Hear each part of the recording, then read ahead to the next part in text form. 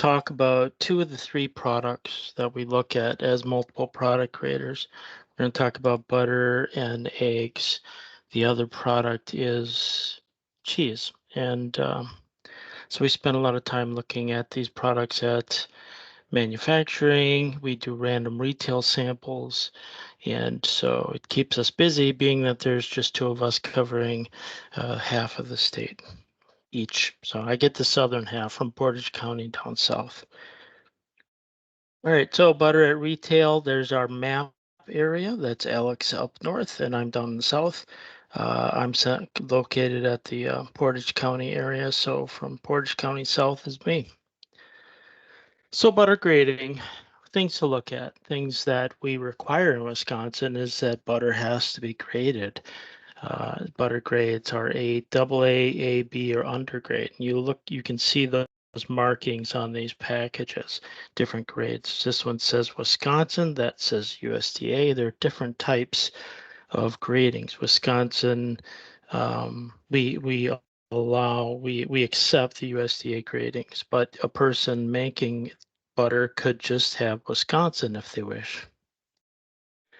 There's some more examples of where they would have that. There's a grade A, then Wisconsin grade A there. This one is that side of that package. This is some of the other information that you can look for as well. Is that it'll have your best by date, your lot plant identification numbers telling you who made this stuff. They give you addresses in some cases. So the history of this, Wisconsin is the first state, I believe, in 1886 to create some form of regulation regarding the safety of our butter. The standards at that time, we wanted to make a high quality product, something that did not have defects in it. It was safe to eat. There were many issues in the early productions. By 1923, the United States Congress passed a rule for 80% milk fat. So now they're governing the ingredients going into it too, so that you have a creamy butter. And the USDA butter grade was created in 1989. So look at that. USDA, that double A actually didn't happen until 1989. Butter grading and labeling Wisconsin. So ATCP 85. Currently, even imported butter needs to be properly graded. So we have graders from Ireland, New Zealand, countries from all over the world, from their companies come to Wisconsin. I give them exams. We do sampling together. We look for defects, and then they get certified as a Wisconsin butter grader. It's required for them to sell their butter in Wisconsin to have that. So things to remember is that butter offered at retail sales what needs to have that grade label on it. The flavored butters, the butters from goat and sheep, they're not required to have a grade on them. And if someone's using butter in a bakery, it doesn't have to be graded. It's just the retail sales. Wisconsin, we're the best, right? We're known as the dairy state for a reason. We have a very robust cheese butter grading program. We have classes at the Center for Dairy Research teaching and showing industry on how to make quality products.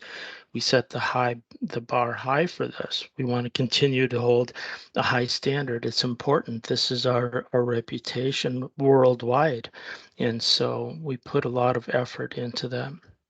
So if you find products, you can reach out to us, and pictures help. So some of those pictures that we showed earlier, this was originally given by Alex. That's the other half. And you can contact us at that dairy grader's address. Let's see. Jump to eggs.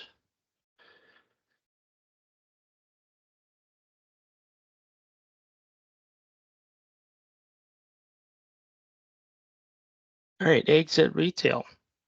Similar to butter, eggs have to be graded or they have to be ungraded. They have to say they're ungraded. Ungraded, in essence, becomes a grade. But these grade standards were set by USDA. So there's a grade, there's a size. You'll see those on packages.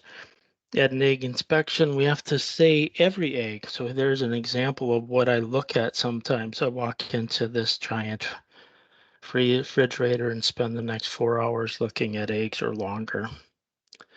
Some facilities are larger than this. So quality is safety related. We're looking at quality A, B, AA. Those are quality things, internal, external. But quality is related to safety. USDA grade standards, here's an example of some of the things. This is an air cell gauge. We look for internal issues, external issues. These are like checks, which is a crack, leakers, dirties, blood spots. They're called meats. There's a little gauge up here. If you see a spot in an egg when you're shining a light through it, that tells you it's a defect if it's larger than that. So they're allowed a percentage of that. So at retail, what can you do? So we're looking at them at the place of origin. What's that? So we're looking at them at the place of origin. What can we do? What we'd like is if you're at a retail setting, just ask about, have they had complaints? Lots of leakers, dirties, cracked eggs from certain brands so that we can try and identify if it's a shipping issue or if it's actually coming from the source. Take note of the package information, P number, Wisconsin number, they'll be marked on the carton. Share that information with us at the creator's email box. So reusing old cartons is okay. They just have to obliterate. Eggs are required to have those, again, P number or Wisconsin number. Here's an example of a P number. There's a Wisconsin number. So this guy right here, P6425, that's a Packer number assigned by USDA. Or they can have their full address. So this guy has his address. He has his email address. That's an option as well. Carton information in bold. They have to have product identity, responsibility, quantity, nutrition, grades, statement of keeping refrigerated, date of pack, sell by date, used by, best by date. Are they an approved source? So you see a bunch of eggs with no labeling. What do? Take a look at packaging, contact us. If you can talk to the farmer producer, or at least give a card. That DATCP licensing card is wonderful to hand out and just help that farmer get started, get their business started right.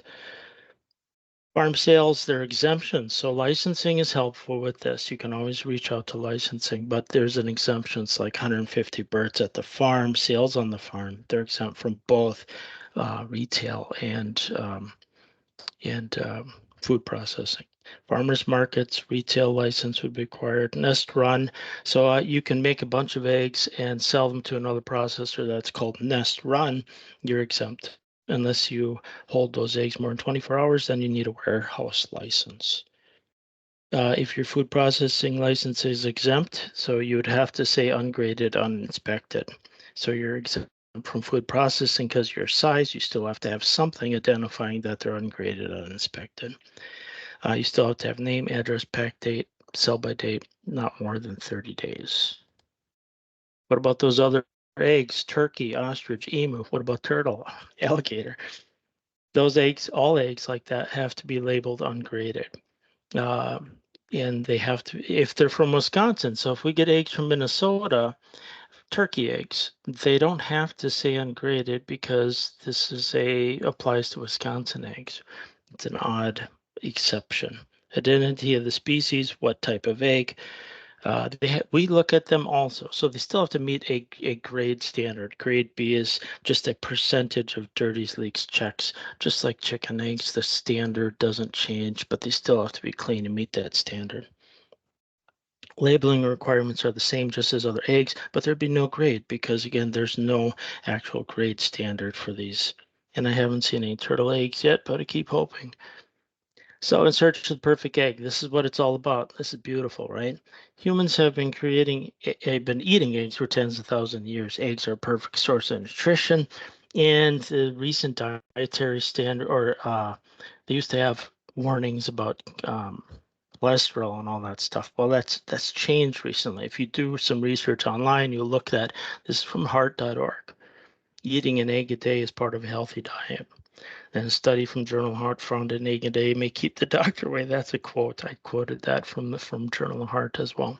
So what do I do at these places? So sometimes I'm at an Amish farm or another farm where they get 6,000 birds in a shed. They collect eggs, they wheel them out, and I'm looking at eggs for quality. Again, our grader map, that's Alex there and me down below. Contact information, if you have, find those products with questions, take those pictures, it's very helpful. And that's it. All right. Thank you. I'll open it up for questions anyone may have. You can just chime in and pull yourself off mute and or type it in the chat. How'd I do in time? I felt like I was pushing it a little. Oh no, you had time to spare. All right.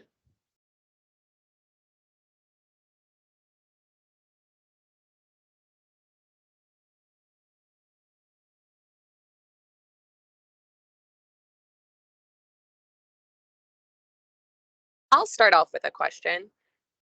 I know, Greg, this was brought up at the sanitarian meeting as well. I don't know. Can you hear me? Yeah, I can hear you. Okay. The question, I believe, was obviously retail related. When a grocery store is repacking or packaging eggs, I think there was like just Yeah. you had clarified. Maybe you want to repeat that about what the Right. question was and what Sure. is allowed. So a store, let's say they have eggs from a large processor, and of course people damage them or they get damaged, and everyone's pulling and mixing and matching. So they can take partial broken dozens, take the good eggs and make a full dozen out of that. They're trying to match the same processing date or lot date so that they're not mixing different lots or different processors. So there's an allowance for that. But if they were to want to mix and match, or I even have a grocery store that gets eggs in from a small producer that doesn't want to be licensed, so they just bring them nest run eggs. Remember that then the producer doesn't have to be licensed. There's a registry. We would like them to get registered, but it doesn't cost them anything. So that in that scenario, the grocery store holds a license as an egg grading facility, so a food processing license in addition to the retail license. Did I do a good job answering that?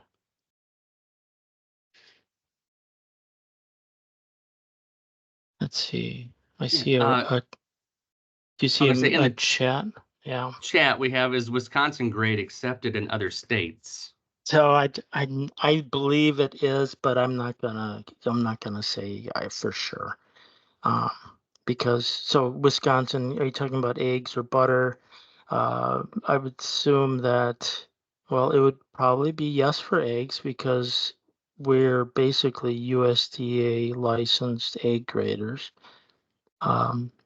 And for butter, it may not be because the rules for it really only apply to Wisconsin codes or statutes. So, but nobody else requires it. So, like butter made in other states may not have a grade at all, and it's not required by that state. So, would they accept it?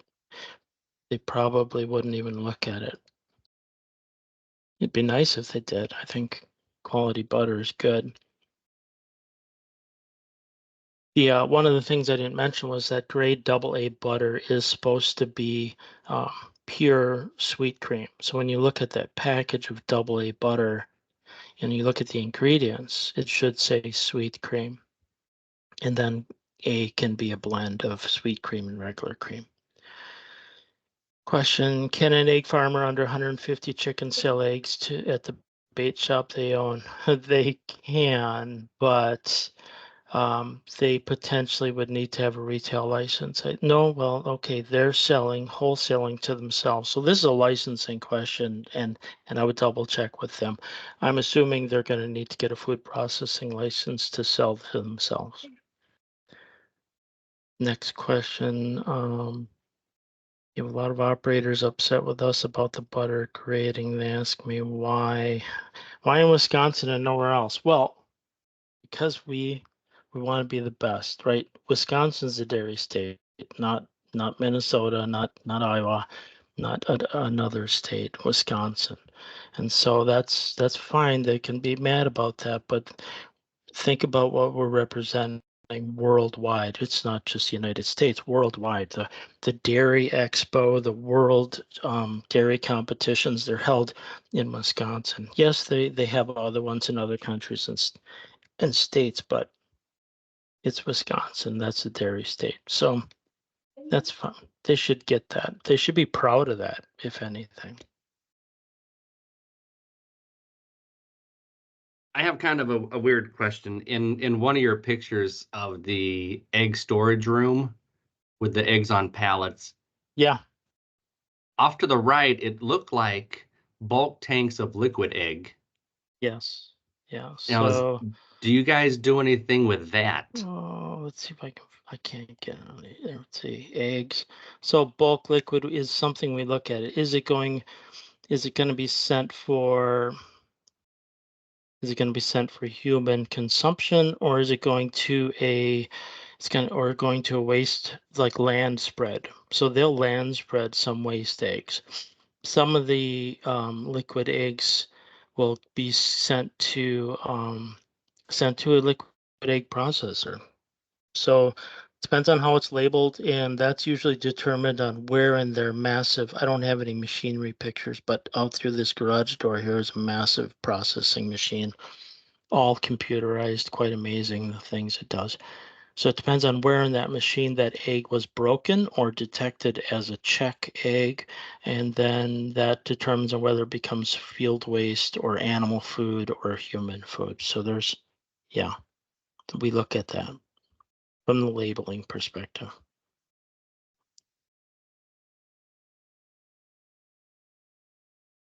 And then another chat question. What's the difference between A and B in butter? So grade A, it's basically a point system. So and it's not double A. So grade A has a certain amount of allowed defects. Those are body defects, and those are flavor defects, manufacturing. So things that we have a grading chart for, and we deduct points, right? So many points deducted from that butter becomes either an A or a B. Butter with flavorings can be made, can be made with ungraded butter at retail. So the question, I think, is, so if a retail store wants to flavor their own butter, and I don't recall, I know that they can make their own butter, like in a deli. They want to add flavors to butter, and then those food code rules apply to that product because they're using it in the deli or to make a sandwich for retail sale. But if they're going to make containers of flavored butter and sell it in the store as a product, there might be an issue with that, and I'm not sure. They wouldn't need a butter maker's license, probably. No, I don't think so.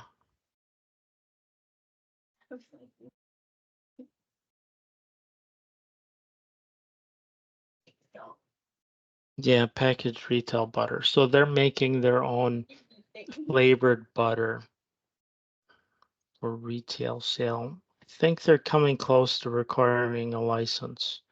And I got to be sure before I say yes or no on that. So I'm not gonna be able to answer that right now. I would have to ask licensing.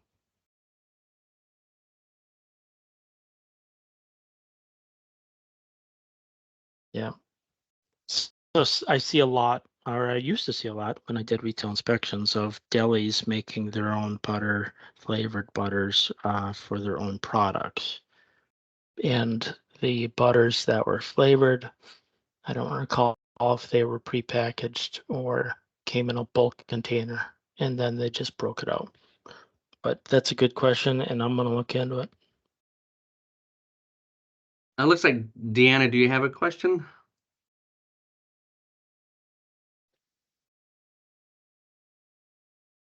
I saw a hand raised and now it's gone.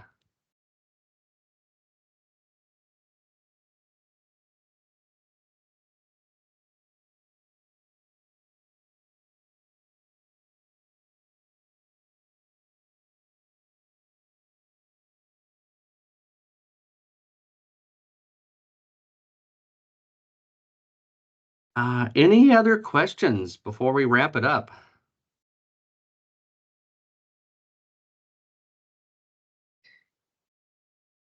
Hey, Brian, it's Steph again. Yeah.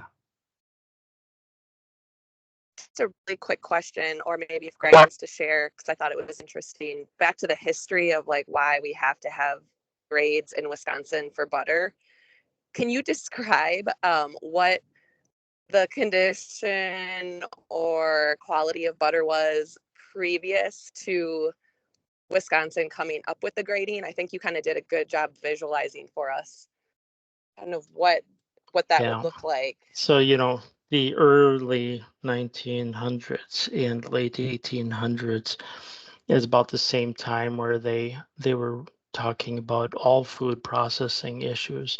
There was this the concept of the oleo wars. If you look that up, you can Google the oleo wars, where they started making like these ultra processed animal fat butter, or even mixing it with vegetable oils and calling it butter.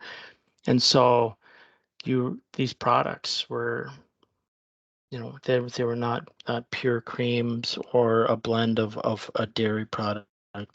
Uh, and they were rancid. These were the rancidity is a flavor that develops over time. It lipase reaction, but you can imagine refrigeration back then. So there were huge quality issues. But if you look up oleo wars, that's a good, interesting thing to look at. I can't remember the book, but there's a really good book written about the status of food processing, specifically meat industry, which started some of those regulations as well. Like Animal Farm or something like. No, that's a different book. But yeah, I can't remember the name of it, but there's a good book written about meat processing.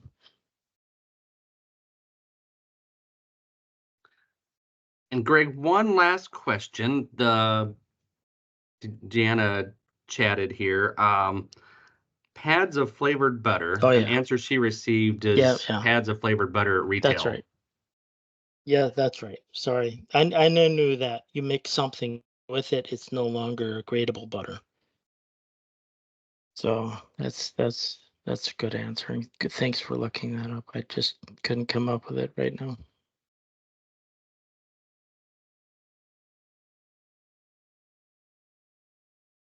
Yeah, The Jungle. Okay, that's the book I was thinking of. That was a good book about food processing, the history of food safety, kind of starting there. Thank you. Yeah. I guess we'll wrap it up. Thank you again, Greg and Stephanie for pointing him our direction. Yeah, it was And fun. if you, I didn't save it ahead of time. If you or a coworker came in late or they missed this presentation, it will be on our YouTube channel, which is on the invitation to this webinar. If you can go back and just click that link.